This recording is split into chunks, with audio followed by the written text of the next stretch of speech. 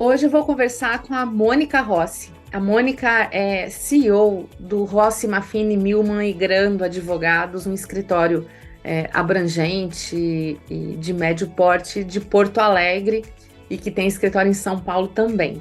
A Mônica, ela tem a especialidade dela, ela começou como advogada trabalhista, mas, enfim, a prática dela hoje, ela envolve relacionamento com os clientes, com os prospects, a representação institucional e a gestão das operações do escritório, e ela é o ponto central de comunicação entre o operacional e o conselho de sócios. Ela, na formação dela, além do direito, ela fez um MBA executivo num Advanced Board Program for Women pela Sampo, e ela, como eu disse, tem uma especialidade originária do direito na advocacia do trabalho. Então vamos conversar com ela e ver o que ela tem para nos dizer a respeito desse grande universo chamado Sociedade de Advogados. Mônica, seja muito bem-vinda para o Papo de Sócios. É muito legal ter você aqui, porque a gente já se conhece há muito tempo e eu sei da tua história, da sua trajetória, mas tem algumas coisas que eu queria saber mais. Então, esse nosso Papo de Sócios é exatamente para isso, para a gente conhecer mais da tua vida societária aí no escritório. Bem-vinda. Legal, Lara, obrigado pelo convite. Fico muito feliz, afinal de contas, tu és uma das responsáveis, né, por a gente estar com o escritório hoje no tamanho que está, o nosso crescimento. E eu tenho muito prazer, esse assunto é um assunto que eu gosto muito, me é muito caro e vai ser um prazer, tenho certeza que a nossa conversa vai ser ótima. Não, com certeza. E eu já queria começar, assim, do começo, né? Então, assim, hoje você é sócia do escritório, CEO do escritório, tem toda uma jornada aí nessa história de carreira, né? Mas me conta um pouco como é que foi lá no começo. Você começou no escritório do teu pai, como é que foi lá do começo até ir se desenrolando até aqui? Conta pra mim. Bom, eu iniciei, então, como tu disseste, no escritório do meu pai. Me formei, antes de eu me formar, eu já era estagiária. Eu comecei, na verdade, eu fui fazer direito porque eu comecei a trabalhar no escritório. Eu terminei o colégio e eu queria trabalhar. E daí meu pai disse que tinha uma vaga de office boy. E eu perguntei para ele quanto ele pagava. E foi a primeira vez que eu aprendi o que era um período aquisitivo e um período concessivo de férias.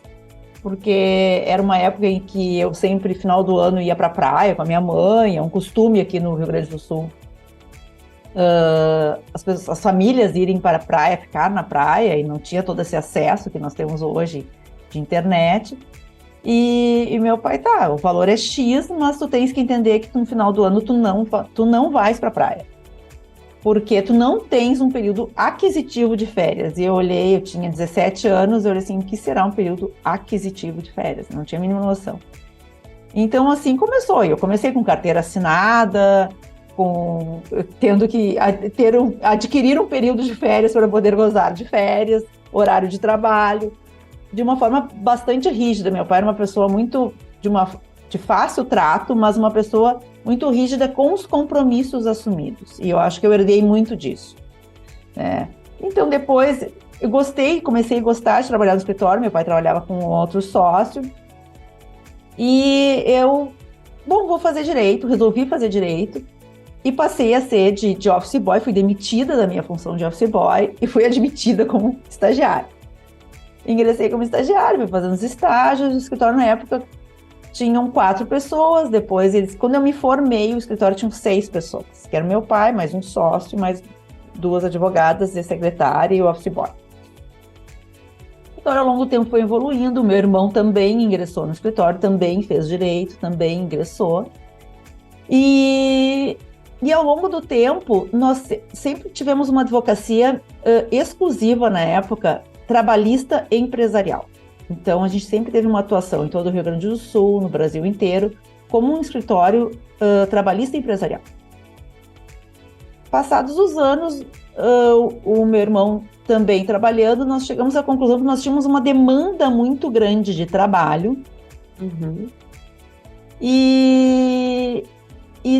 Nós não tínhamos como fazer, porque trabalhávamos só numa área. Então, nós fizemos uma fusão com o Rafael Maffini e com o Fábio Milman, onde o nosso escritório passou, então, a iniciar a atuar em outras áreas. Um pouquinho antes, voltando um pouquinho, tu me perguntou como eu iniciei a ser sócia. Foi muito fluido para mim, porque eu comecei a trabalhar, me formei, já ingressei como sócia após a minha formatura e assumindo as coisas do escritório aos poucos. Uma passagem muito interessante era que, na época, nós estamos falando de alguns anos atrás, né? Não tínhamos todo esse sistemas de controle, computador funcionando, era manual mesmo o trabalho. E meu pai tinha uma pasta preta. Aquela pasta preta era onde ele recebiam as notas de expediente, que hoje a gente recebe online, na época a gente recebia físico.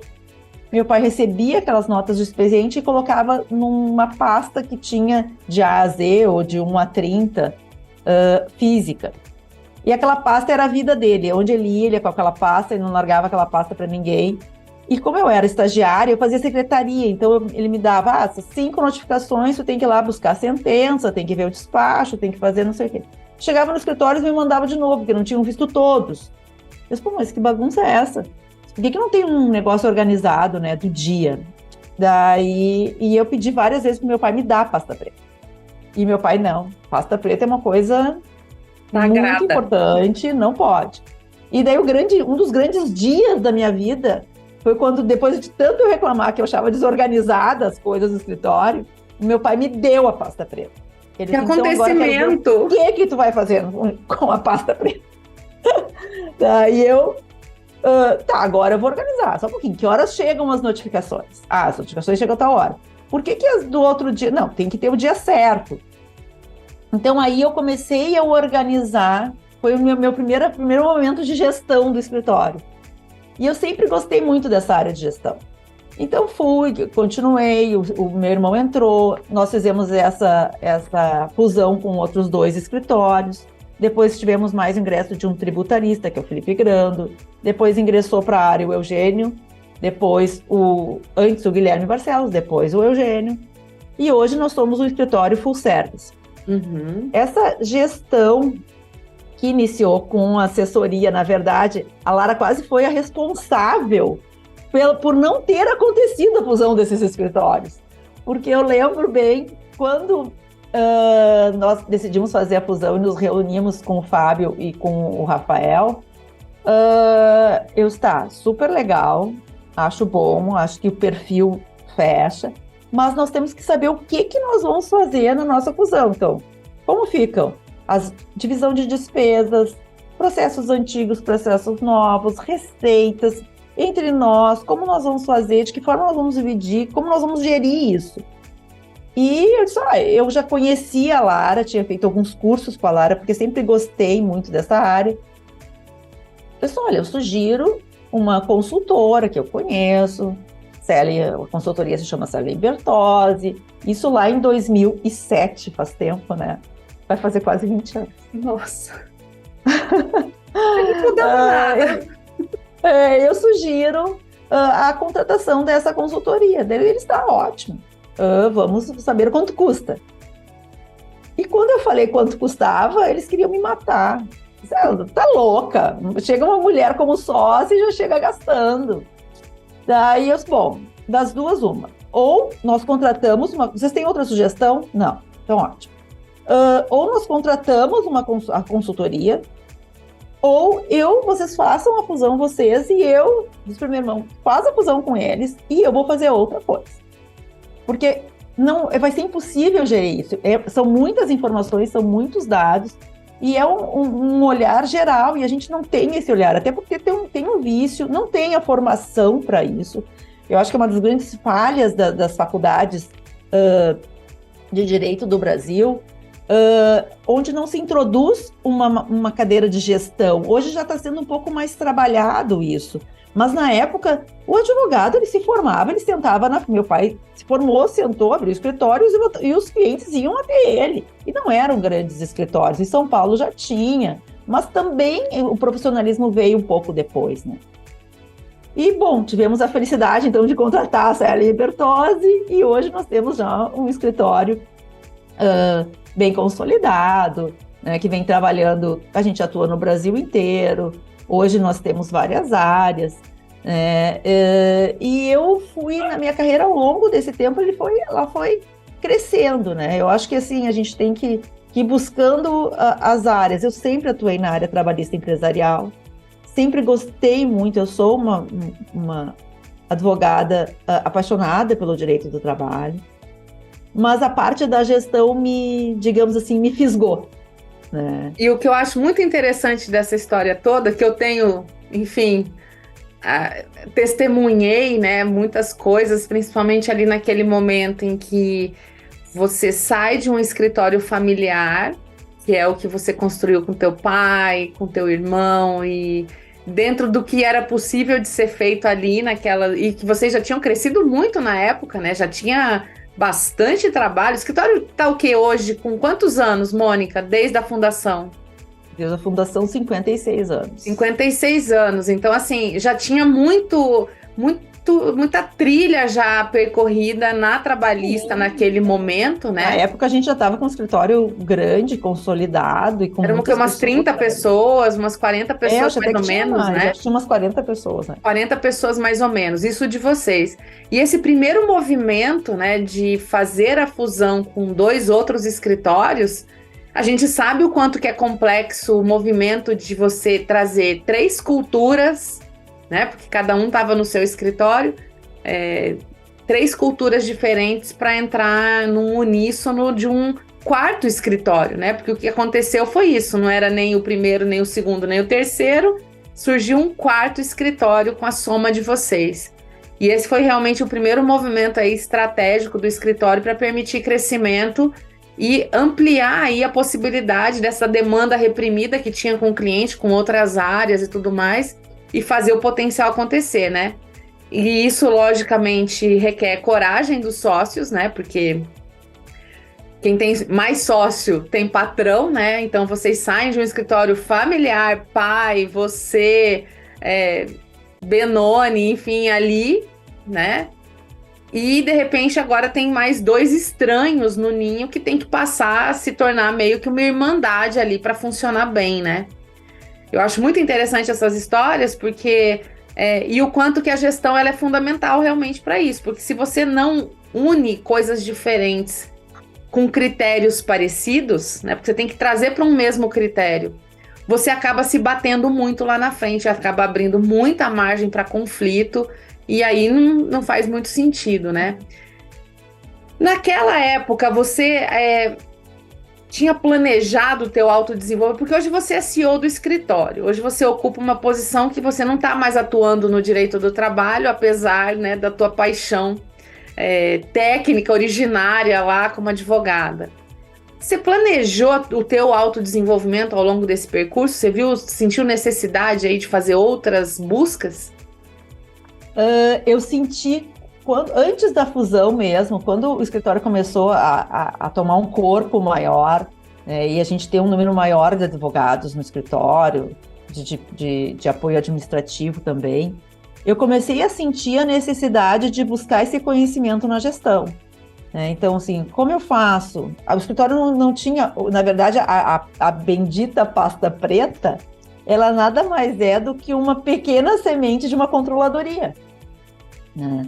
Então, assim, a gente não tinha um sistema de controladoria, a gente não tinha um sistema de gestão do financeiro, era aquela advocacia ainda que chegava, dividia, sobrava, não sobrava, não se tinha fundos de reserva, né? Então, ao longo desse período, eu iniciei uma trajetória de estudo de gestão, paralela ao meu estudo jurídico. Mas eu não fiz um grande planejamento, digamos, eu quero um dia ser CEO do escritório. Eu não fiz isso. Isso foi acontecendo ao longo dos anos. Mas o mais importante, o que eu acho, é que eu nunca desperdicei nenhuma oportunidade. Eu acho que a oportunidade, quando ela aparece, a gente tem que aproveitar muito. Eu acho que esses são os grandes saltos da nossa vida. Então, eu marco os saltos da minha vida pelas oportunidades. Então, primeiro, nós tivemos eu tive a oportunidade de iniciar num escritório familiar com um nome muito forte no mercado. Meu pai sempre teve um nome muito forte na advocacia trabalhista. Eu sempre penso que o mais difícil de criar um negócio novo é manter a qualidade do serviço, um trabalho com ética, de um serviço que tu traz na tua bagagem, né? Manter isso, fazer isso prosperar, que é a perpetuidade da sociedade, que é hoje que a gente busca. O que a gente busca? A perpetuidade da sociedade, né? Então, naquela época, eu sempre pensava, meu Deus, eu tenho que levar isso com responsabilidade e com gestão ao longo desse tempo. Então, comecei a fazer os cursos de gestão, onde eu te conheci, né? Onde fui para a SPM, fui para a FGV. Então, ao longo desse tempo, eu fui sempre buscando esses cursos e abraçando as oportunidades que vinham. Uhum. Isso eu acho que é o mais importante. Eu acho que às vezes a gente não enxerga a oportunidade, né? Ou tem medo. Será que eu vou conseguir? Será que eu vou fazer? Será que eu vou estar à altura das pessoas? Então, assim, quando a gente descobre que o medo faz parte e o errar também faz parte, que às vezes erra, ok. E é tão libertador quando a gente descobre que errar também faz parte do jogo, né? Então, ok, errei, assumo o meu erro, volto, vou corrigir a rota, e isso é possível. Eu acho que isso é muito, muito libertador mesmo. Não, sem dúvida, eu acho que esse ponto de aproveitar as oportunidades, porque é isso, né? A gente aproveitar a oportunidade não só de estudar, mas de poder conviver com outras pessoas, porque nessas convivências, então assim, eu falo isso porque eu também tenho mais ou menos essa visão. Então toda vez que eu faço uma viagem, por exemplo, eu sempre carrego uma roupinha de trabalho, porque eu vou dar um jeito de pesquisar um escritório de advocacia local, ou não, eu já tenho. Então eu vou lá, pergunto, posso ir aí visitar? Se não dá, tudo bem, mas se der, o meu radar está completamente ligado para absorver coisas que eu posso aprender com aquilo, né? E trazer ideias e tudo mais. Então acho que essa postura, e dentro da nossa conversa aqui, desse papo de sócios, e para quem está ouvindo, pensar a respeito, eu acho que é muito legal, porque às vezes a gente acha que, não, mais responsabilidade, mais uma coisa que eu vou fazer, mais algo que eu vou assumir, mas é que a gente está costurando a nossa colcha de amanhã, né? A gente está costurando esse futuro que a gente não sabe o que vai acontecer, mas é a partir do hoje que essa coisa vai se formando. E você, para mim, é uma prova viva disso, porque eu vi acontecer, né? E o quanto que o escritório evoluiu, o quanto que você evoluiu enquanto profissional, porque, lógico, mais responsabilidade, você tem que abraçar e fazer a coisa acontecer bem.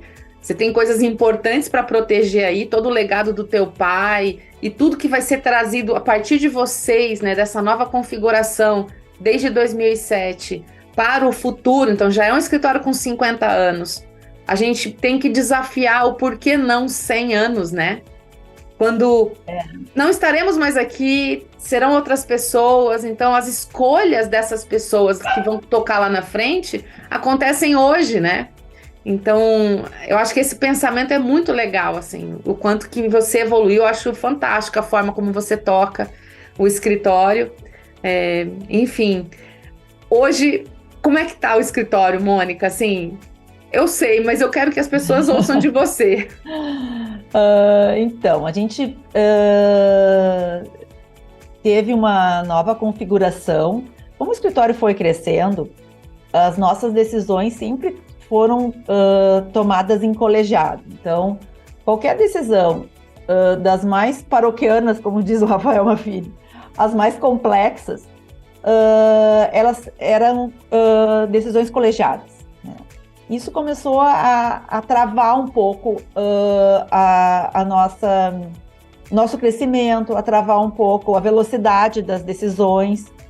Então, a gente fez uma análise, e eu não posso deixar de referir o André Portolegger, que foi o grande responsável também por essa mudança da gestão, nesse segunda, digamos assim, numa terceira fase do escritório, em que a gente analisou a gestão e chegou à conclusão que a gente precisaria ter uma pessoa para comandar o escritório. Então, precisaríamos de um CEO. Nesse momento, nós concluímos que o CEO ou poderia ser externo, então buscaríamos alguém no mercado, ou seria um de nós. Essa figura interna do escritório teria que abrir mão da sua atividade jurídica. Então, tem um desembargador amigo nosso que diz que eu saí da jurisdição para entrar na administração, que é um termo muito comum nos tribunais, né? Então, eu teria que decidir, o escolhido teria que decidir, tomar essa decisão de abrir mão de uma bagagem lá de quase 30 anos, né? Então, é uma virada. Então, de novo, apareceu, se nós fizemos uma reunião, o nosso consultor entendeu que eu tinha um perfil para isso.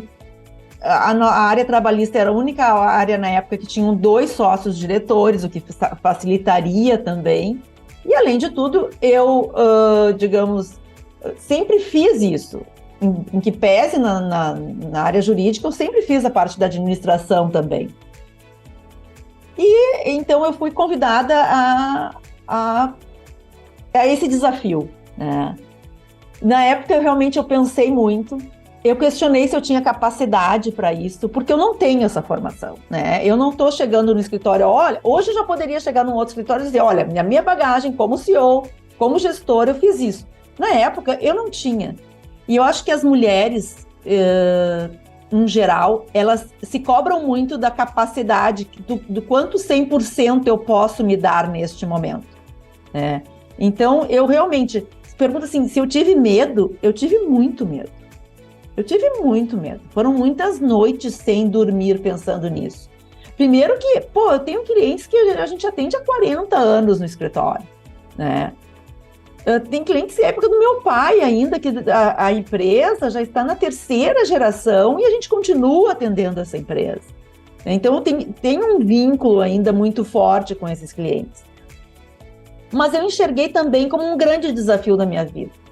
Na época eu estava com 50 anos, é uma virada de chave com 50 anos, né? Eu acho isso bom, né? 51, 52, enfim, eu acho isso legal. Eu tenho uma sede pelo desafio, isso me motiva, né? Então, só que eu assumi como CEO num ano de pandemia. Eu assumi em janeiro. Em março tivemos a pandemia. E como faz uma CEO com 0 experiência de CEO numa pandemia? Ninguém distância. Sabia. Nem quem tinha muita experiência sabia o que fazer, imagina eu. Mas deu tudo certo. Eu me lembro que a gente colocou todo o corpo do escritório em 3 dias, nos colocamos trabalhando em casa, mas daí vieram os desafios do momento, né? Algumas pessoas tinham uma estrutura para trabalhar em casa, outras pessoas não tinham estrutura para trabalhar em casa. Como a gente vai fazer? Como a gente manda a cadeira? Onde eu compro? Onde eu faço? Compra notes, não tem mais note para vender.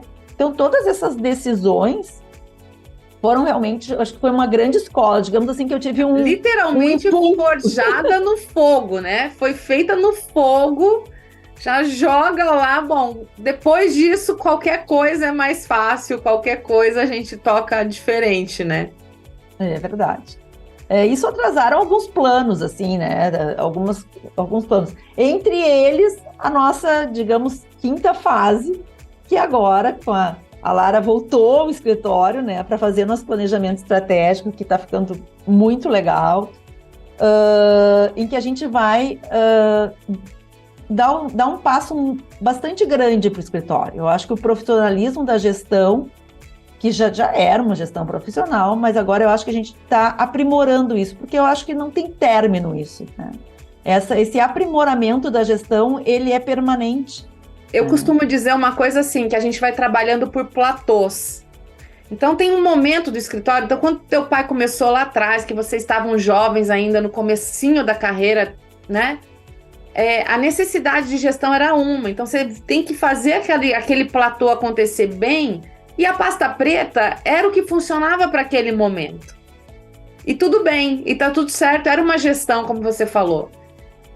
Mas no momento em que você tem alguns desafios a mais, então cresce o escritório, aumenta o volume de cliente, aumenta o volume de publicação, aumenta, enfim, você tem que forçar a subir para o próximo platô.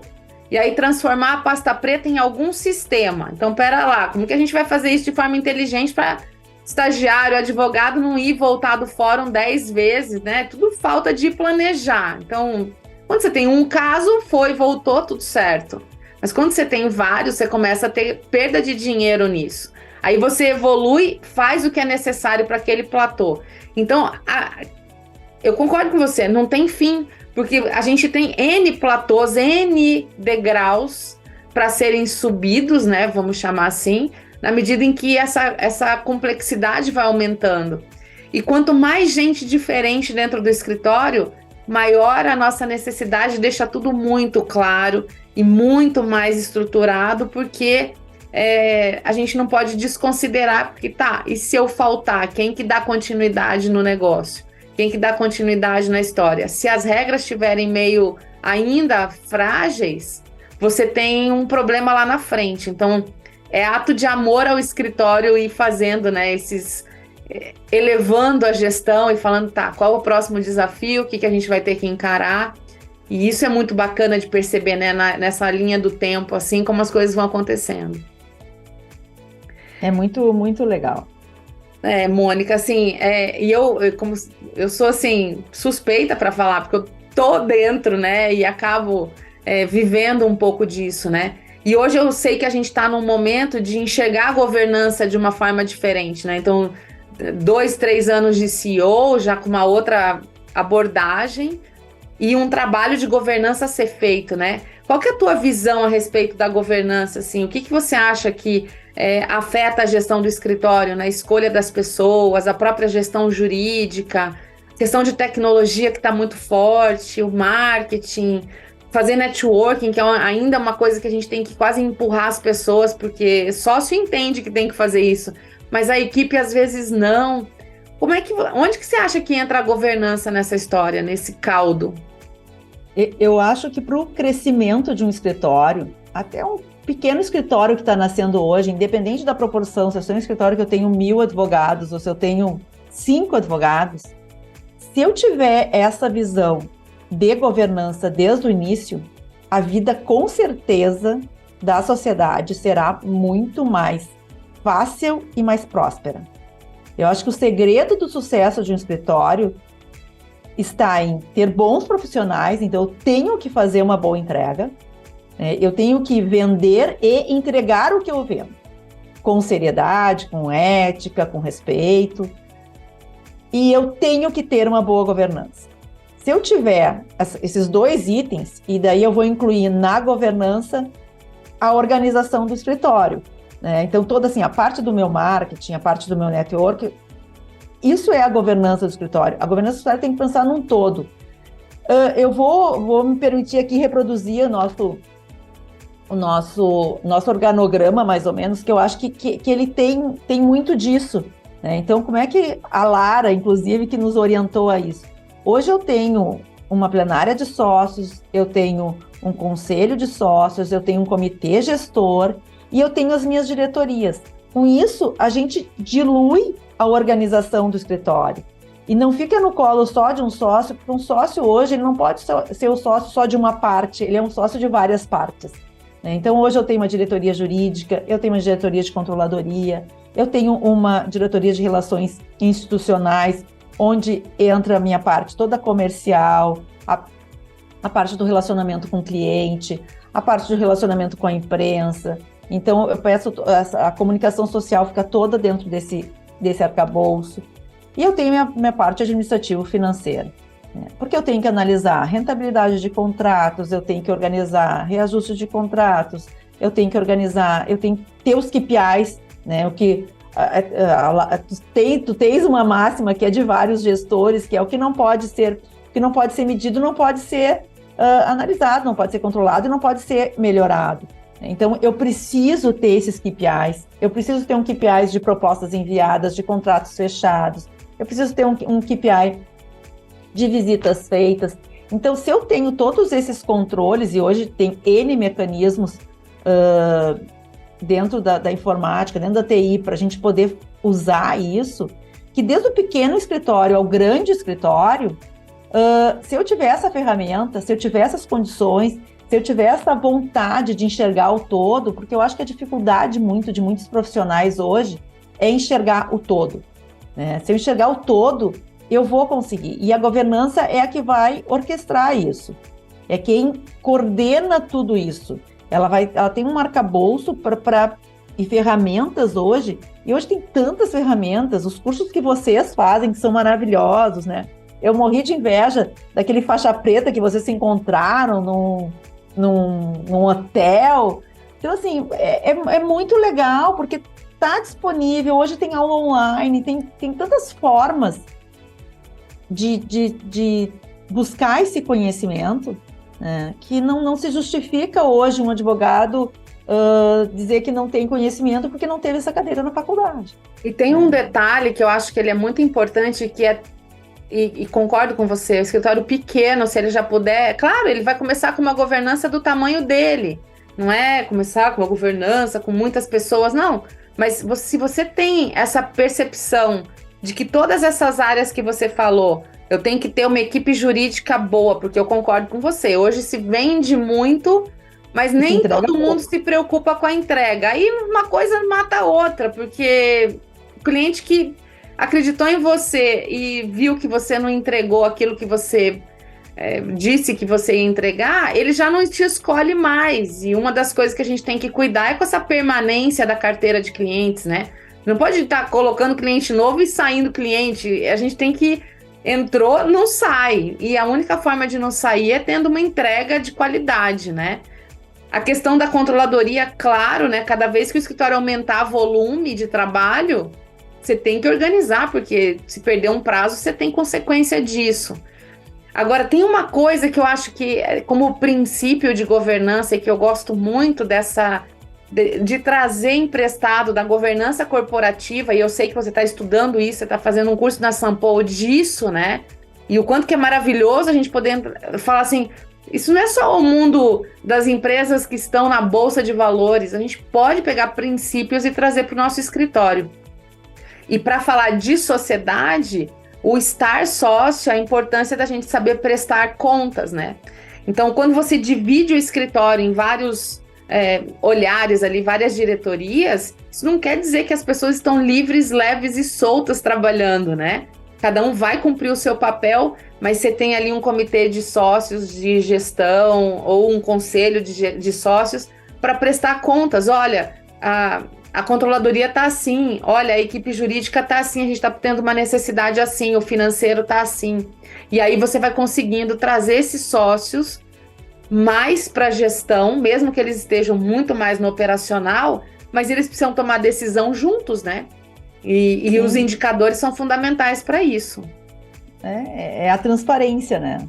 Então, que é um dos princípios da governança, é a transparência, né? Exatamente. Então, quando a gente faz essa gestão compartilhada, mais necessária ainda é a transparência.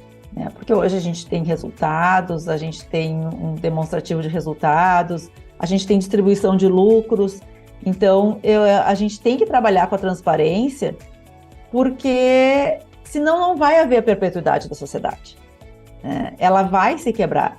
E ter sócios hoje em dia é uma grande arte, né? Então são pessoas com algumas semelhanças, mas com muitas diferenças. E a gente tem que entender o diferente, né? Eu tenho que respeitar a diferença do outro.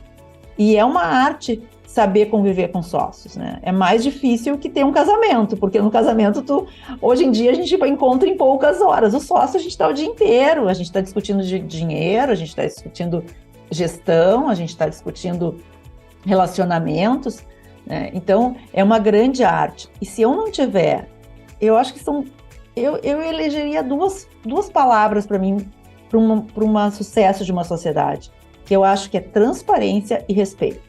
Porque dentro do respeito, eu tenho um mundo, né? Então, é respeito numa reunião que eu marco, eu chego no horário, é o respeito de um contrato de honorários que eu me comprometi a fazer e eu me entreguei, é o respeito de um atendimento ao cliente, é o respeito de eu dar bom dia quando eu entro no escritório e dou bom dia para todo mundo, do porteiro ao presidente da empresa. Então, eu acho que respeito é uma bagagem, vem uma bagagem da nossa vida, né, da forma que a gente, a bagagem que a gente trouxe da nossa família, né, que é muito importante para a nossa vida e ela vai se refletindo ao longo da vida, e uma bagagem também do que a gente aprende, né? Eu acho que quando a gente está nas reuniões, quando a gente visita um cliente, quando a gente assiste uma palestra, eu acho que assim, é sempre bom a gente olhar e aprender, né? O que eu posso fazer? Eu lembro que eu fiz uma reunião, não faz muito tempo, com o CEO de uma grande empresa, uma empresa multinacional, e era um senhor já de idade, e que tinha sido advogado há muito tempo e depois assumiu como CEO dessa empresa. E era uma pessoa extremamente ocupada, estava no olho do furacão, eles estavam com um problema e a gente foi atendê-los. E tanto que nós não atendemos fora do escritório, atendemos em São Paulo, numa associação. Ele pegou o celular dele quando iniciou a reunião e olhou assim, só um minutinho que eu vou desligar. Desligou o celular e naquele momento que ele estava conosco, ele não olhou o celular dele nenhuma vez. Ele olhava no olho, ele ouvia. Então, assim, aquilo me impressionou tanto, porque nos dias de hoje a gente não consegue fazer mais nenhuma reunião com uma pessoa sem olhar o celular. Seja para olhar o horário, seja para olhar o recado. Então, assim, o respeito que ele teve conosco, e ele não nos conhecia tanto, sabia que nós éramos advogados no escritório, ponto. Agora, assim, o respeito, a forma que ele fez, para mim foi muito encantadora. E naquele momento... Vai da lição, né? Eu nunca mais fiz reunião olhando o celular. Porque eu já fiz reuniões, claro que a gente não olha, mas tem outros que a gente olha. Mas independente de quem seja, se eu estou naquele momento com aquela pessoa, e vem um pouco também, né, da parte do budismo, da yoga, né, que é o estar presente. Sim. Né, a necessidade do estar presente. E uma coisa que eu acho que, assim, que o que marca, talvez deve ter marcado você, é o sentimento de ter sido respeitada por aquele ato, né? Então, assim, o ato dele, assim, então, assim, a atitude dele materialmente mostrando ali, não foi mostrando, mas todo mundo vendo, né? Deixa eu desligar meu celular aqui. O sentimento de quem tá recebendo isso do outro é de uma grandeza enorme. Você passa a respeitar aquela outra pessoa de uma forma diferente também, né? Então, assim, o impacto que a gente gera no outro também é fundamental. Esses aprendizados, assim, são muito incríveis, né? Porque o que mais acontece hoje é cada um tá dentro do seu mundo, que se resumiu ao celular, e eu acho que a gente tem que tomar isso como uma medida, né, de atenção. E o ato de estar em grupo, seja com clientes, seja com sócios, você tem que realmente aproveitar, entender que tempo é dinheiro e que aquele tempo ele tem que ser muito bem aproveitado, né? Aquela reunião ela vai ser muito mais eficiente, mais rápida, etc., se a gente estiver presente. Isso vale para cliente, vale para sócio, vale para equipe, né? Então é isso também é gestão, né? Essa coisa do respeito, ele vai para realmente todos os lugares, né? Não tenha dúvida disso. Deixa eu te perguntar uma coisa, assim. Hoje, eu sei que o escritório recebe novos sócios, você tem diferentes, vamos pôr assim, momentos de sociedade dentro da sociedade. Hoje, quando você pensa em alguém para trazer para a sociedade, o que vem na tua cabeça? O que você busca, Mônica? Quais são as características aí de uma pessoa para você falar assim, vamos colocar para a sociedade e deixar ela viver a carreira dela ali dentro, até um dia, quem sabe, chegar a uma diretoria ou um ponto mais alto ali. O que você busca? Eu acho que um sócio, para mim, as maiores virtudes de um possível sócio, e eu acho que tem alguns itens que a gente não pode abrir mão, né? Então, assim, primeiro é o comprometimento da pessoa. Então, eu tenho que trabalhar com uma pessoa que tenha comprometimento naquilo, né? E fazer parte de uma sociedade, como eu disse antes, é uma arte e é uma situação muito complexa. Então, eu tenho que ter comprometimento com a sociedade. Eu penso numa pessoa que, se não tiver ética, não pode ingressar, porque esse é uma das nossas bases, um dos nossos pilares, né? E conhecimento jurídico, por óbvio, né? que é importante para a pessoa entrar. Então, ela tem que ser uma pessoa hoje, dependendo do nível que ela está entrando, que tem alguma expressão, que faça parte do meio jurídico, que faça parte de um meio de relações institucionais, né? Mas eu acho que respeito, ética e comprometimento são 3 itens que não podem faltar. E eu acho que eu valorizo muito quem gosta de desafio. Eu acho que a sede pelo desafio me encanta, né? A sede pelo diferente, por pensar diferente, pelo conhecimento. Eu entendo que isso é muito especial numa pessoa. Acaba sendo encantador, né? Porque ela não está parada no tempo, né? Eu acho que é muito transformador, né? A busca, porque às vezes a pessoa também, eu não tenho nenhum desafio, mas também não busca nenhum desafio, né? Eu tive agora, quando ingressei nesse curso na São Paulo, que é um curso de formação de conselheiros, foi um desafio lá. Foi um curso que, na verdade, eu não fui buscar esse curso, mas me convidaram, me ofereceram uma oportunidade, e eu disse para o meu marido assim, imagina um curso, 1 ano e meio, o último módulo é na China, sabe? É um curso só para mulheres, então é um curso muito high level. Eu disse assim, nossa, e eu lá, ai que medo, de novo me deu aquele medo, entendeu? Aquele frio na barriga, de novo me gerou aquele medo, né? Mas foi um momento que eu disse, bom, mas acho que é um desafio, eu acho que eu tenho que topar. E agora eu concluí, só falta eu conseguir o último módulo, que é na China, que a China está fechada, eu não sei como é que vai acontecer. Né? Mas foi muito interessante, porque tive que fazer, essas alturas da vida, pre-work, homework, discussões, né? E tá num meio muito de pessoas com conhecimento de um nível muito elevado, né? O que só me trouxe crescimento, relacionamentos. Foi incrível, realmente. Foi um curso... É aquela história, né? Que a gente nunca reduza o outro para a gente caber, e sim busque uma roupa maior para a gente caber, né? E eu acho que esse sarrafo ser elevado força a gente a falar assim, tá, mas tô com medo, vou com medo mesmo, e por que não, né? O que pode dar errado nisso daqui? Vambora, né? Mete a cara. E acaba sendo maravilhoso, né? Porque a gente também tem o que ensinar, né? Você também tem o que ensinar, você também tem a tua experiência. Até porque num universo de conselheiras, né? Não era um grupo de advogadas, né? Era um grupo de muita gente, de muitas outras formações, né? Então isso dá um caldo muito legal, né? Muito show. E quando que é a China? Para quando que é? Pois é. É para ser outubro deste ano. Agora, não sei se vai sair ainda por condições do governo da China, né? A gente também tem que cuidar. Ingressa, mas não sai. Então, eu não quero morar na China, né? Claro. A São Paulo tá vendo como vai resolver isso. Mas vai ter o módulo internacional, né? Vai ter eu acho que é um baita de uma outra visão, né? De uma outra história. Mônica, assim... A gente teria aqui horas e horas e horas de assunto para conversar. Eu adoro conversar com você, você sabe disso. Mas eu queria que você me dissesse 2 últimas coisas aqui para a gente ir fechando o nosso programa, né? Primeiro que eu queria te ouvir, então, alguém que queira ser sócio e que tem isso um pouco mal resolvido, porque, como você bem disse, isso não é bem explicado na academia, não é bem explicado... no curso de direito, o que é ser um sócio, o que não é. Que dica que você daria para quem tem o sonho de ser? Além de tudo isso que você já falou, né? Tem que ser comprometido, tem que entender do direito, tem que trabalhar com ética. Isso tudo é ponto que não se discute. Mas que dicas que você daria para alguém que quer crescer na carreira dentro de algum escritório de alguém, dentro do seu próprio escritório? O que você poderia dizer para essa pessoa?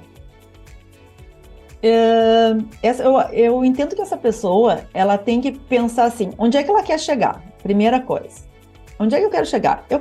Eu posso ser um advogado que não quero chegar a ser sócio, eu posso ser um advogado que eu vou parar para ir para academia, dar aula, né? Mas para me transformar efetivamente em sócio, eu acho que tem que saber qual a tua linha, onde tu quer chegar e traçar uma meta para isso. E traçar etapas para isso.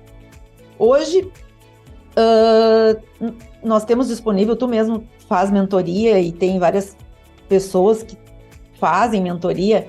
Eu acho que fazer a mentoria com um bom profissional, eu acho que ajuda muito, alavanca muito essa história. Porque orienta, trabalha a questão da capacidade da pessoa, trabalha a questão de o que eu vou estudar? Eu vou fazer um MBA? Eu vou fazer gestão? O que eu gosto mais? Então, assim, eu acho que às vezes, como naquela fase ali do pré-vestibular, digamos assim, que a gente não sabe muito bem o que vai fazer e dá uma insegurança se eu não tenho, uma vocação definida, eu acho que também nesse período é importante ter essa organização, ter essa mentoria. Eu acho que essa mentoria hoje ajuda muito a forma de fazer. Eu acho que a pessoa tem que pensar, para ser sócio, ele tem que pensar que ele tem 2 itens que são fundamentais.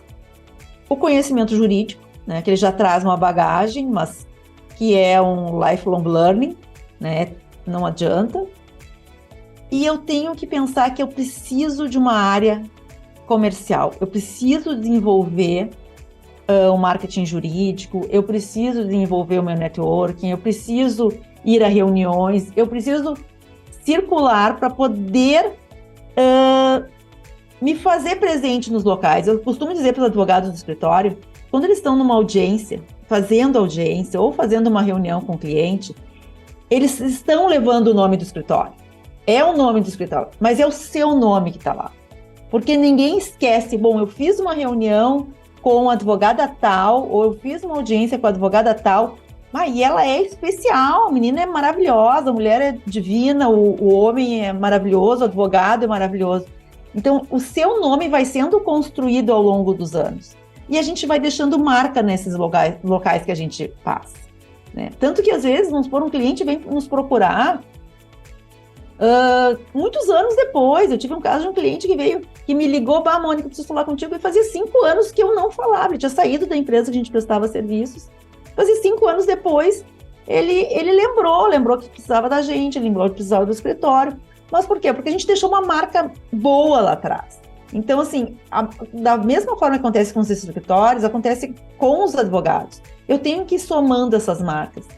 E essa soma, essa bagagem, é o que vai me levar a ser sócio de um escritório. Eu preciso ter desafios, eu preciso investir nisso. E eu preciso ter relacionamentos. E relacionamento hoje se faz de N formas. Mas eu acho que a mentoria ajuda muito nessa trajetória. E acelera uma coisa que eu acho que para a sociedade, eu assino embaixo tudo que você falou. E tem uma questão que eu acho que ter um sócio imaturo é muito complicado. Então, as pessoas precisam acelerar a sua maturidade empresarial. Entender que tem receita, que tem despesa, que tem responsabilidade, que vai ter um dia que a gente não está super bem, mas a gente tem que performar porque é uma necessidade, faz parte do comprometimento. É você ter essa maturidade de não ser criança num ambiente onde você precisa ser adulto, que a sociedade precisa de adultos na sala, né? Precisa de adultos em volta da mesa para tomar decisões importantes que afetam a vida de outras pessoas, de cliente, de equipe e todo mundo que está no meio, né?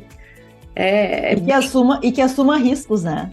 Porque o sócio, às vezes, um advogado, ele quer ser sócio, mas ele quer o melhor dos mundos, ele quer uma garantia e quer também o mundo do sócio. Daí os 2 mundos, eles não andam juntos. Então, assim, eu tenho que assumir riscos, né? E eu acho que também bem importante é não ter medo de errar, né? Então, porque a gente não acerta sempre, o escritório não é... quem olha assim, às vezes assim, meu Deus, mas não tem problema, né? O escritório maravilhoso, tudo fluindo, uma sede bonita, tudo maravilhoso. Mas é claro que tem problemas. E é claro que a gente erra.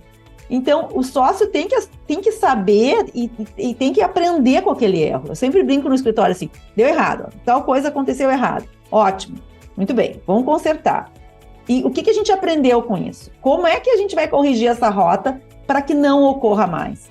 Então, assumir riscos é uma coisa importantíssima para quem ser sócio. Né? Eu tenho essa humildade, né, de evoluir o tempo todo, e é isso. E não tem outra fórmula, sabe? E é o lifelong learning, né? Eu acho que isso é para a vida, é em todas as áreas, e não tem nenhuma fórmula diferente dessa. Não, perfeito. E Mo, eu tô te chamando de Mo porque, gente, ela é minha friend, tá? Então, assim, doutora Mônica. Não, Mônica. A última pergunta que eu quero te fazer: como é que você acha que vai ser sócio em 2030? Você consegue imaginar isso? Eu acho que tudo que eu falei até agora terão exigências maiores em relação a esses pontos. Eu acho que os escritórios, nós temos hoje no Brasil excelentes escritórios, excelentes profissionais, muitas entregas excelentes também, mas eu acho que a prestação de serviços, o advogado que souber prestar o serviço, a forma de prestar o serviço, a forma da entrega, eu acho que a gente vai trazer um pouco do passado, aqueles valores antigos de respeito, né, de consideração, de comprometimento. Eu acho que eles vão ficar cada vez mais fortes. A transparência vai ficar cada vez mais forte nesse sócio. Então, eu acho que o sócio que não se moldar a esses valores, que são valores lá enraizados, lá do início, eu acho que a gente vai ter uma melhora. Eu sou uma poliana para determinadas coisas. Eu acho que as coisas vão melhorar, né? E eu acho que isso está cobrando. O próprio escândalo agora, posso dizer, porque é público, das Americanas, mostra o quanto a transparência na gestão é importante, né? Por que aconteceu? Eu acho que em relação a isso, a gente tem que pensar qual é a lição que a gente tira disso, né? De que forma eu posso estudar isso? Eu posso trazer isso para o meu escritório, caso das Americanas? Eu posso, porque vários conceitos da governança corporativa se perderam ali, talvez, né? A gente não sabe o que vai acontecer porque não se tem nem as informações necessárias para isso. Mas eu acho que construir isso, e o advogado lá de 2030, cada vez mais, para um advogado, um sócio, um advogado que eu entendo que seja uma pessoa séria para fazer isso, para trabalhar de uma forma séria com seus clientes, tem que cada vez mais cultivar tudo isso. Porque eu acho que essas outras pessoas elas sobrevivem por um tempo, mas não permanecem, né?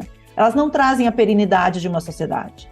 E vai trazer a perenidade da sociedade. Aquela velha história, né? A gente está hoje com, primeiro, uma disponibilidade muito grande de informação, tudo chega em tempo real na nossa mão. Então, a gente tem essa possibilidade que antes talvez não tivesse, mas hoje a gente tem. E eu sempre ouvi muito, assim, da minha avó, né? A gente, na vida, a gente pode aprender pelo amor e pela dor.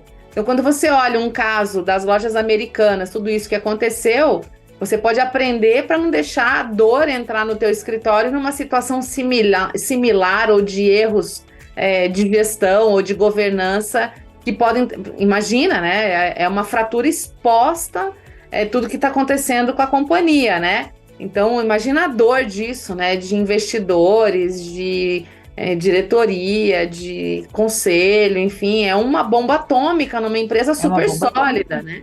Super sólida. Sim, história, né? Então, tudo isso eu acho que traz um aprendizado que é a necessidade da gente trazer a governança corporativa para dentro de um escritório, um conselho de sócios, né? Um conselho independente. Escritórios maiores já têm conselhos independentes, então um conselho independente.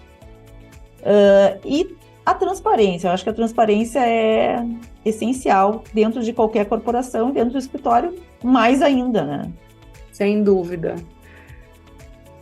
Ficaria aqui horas e horas falando. Quero te agradecer muito por você ter aceito o meu convite, porque a ideia é a gente poder contagiar essa advocacia brasileira das boas práticas de gestão, das boas práticas de visão a respeito do escritório, da questão da governança, do quanto que a gente pode emprestar tantos conceitos importantes de, enfim, empresas tradicionais e trazer e aplicar no nosso escritório. Então, eu quero te agradecer, porque para mim você materializa isso. a tua busca, a tua evolução, e é sempre muito bom falar com você, eu aprendo demais, né? E eu queria, assim, para fechar, como a gente tá num mundo virtual, digital, se você quiser deixar os contatos do escritório no Instagram, no LinkedIn, para quem estiver ouvindo, seguir a Rossi Maffioni Milman e Grando, para ver o que está acontecendo. O seu pessoal, se você quiser também, fica à vontade, Mônica, diz para nós aí. Obrigado, Lara. Para mim também é um prazerzão falar contigo. Sabe que o nosso problema quando a gente se reúne para tratar de planejamento estratégico é não fugir e falar de várias outras coisas que não planejamento. Mas é muito bom, esse é o tema que eu sou muito apaixonada. Eu acho que é um tema que a gente tem ainda muito a crescer. E, claro, os meus contatos, tem um site do escritório que tem todos os contatos, que eu acho que eu gosto muito das coisas muito resumidas e muito sintéticas, eu acho que facilita a vida das pessoas. Então, o site do escritório é Rossi Maffioni Milman Advogados. Entrando no Google lá, Rossi Maffioni Milman Advogados, tem todos os links, LinkedIn, Facebook, todas as redes, as mídias sociais, e também dos sócios, a minha também está lá. É só clicar, clica ali, aparece, tá tudo ali. É isso aí. Bom, então a gente encerra o nosso programa de hoje com a Mônica Rossi. Essa conversa muito boa que a gente teve, que eu acho que todo mundo deve ter aproveitado, e se precisar, assiste de novo para pegar alguns detalhes importantes aí. E eu convido você que está nos ouvindo para também seguir a gente nas redes sociais. Eu vou deixar aqui embaixo na descrição do nosso programa as informações, e a cada 2 semanas a gente vai ter mais um sócio para conversar, para debater, para discutir a advocacia e poder evoluir juntos aí, né? Porque a gente quer chegar em 2030 com uma qualidade de advocacia muito melhor, que dê muito mais resultados para muitas pessoas e, enfim, a gente fazendo a diferença aí no nosso mundo. Então, obrigada mais uma vez, Mônica. A gente fica por aqui e até o próximo programa. Tchauzinho, obrigado, Lara. Foi um prazer.